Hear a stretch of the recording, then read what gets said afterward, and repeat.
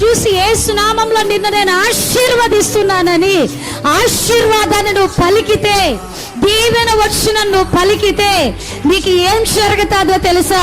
ఆ శత్రువు నీకు చేసిన కీడు బదులుగా నీకు మేలుగా మార్చబడతాదండి.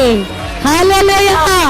ఈ ఆదివారంలో నా దేవుడు మాట్లాడుతున్నాడు, పునరుద్ధాన దినంలో నీకు కీడు తలపెట్టాలని చాలా మంది తలంచినారు బిడ్డ.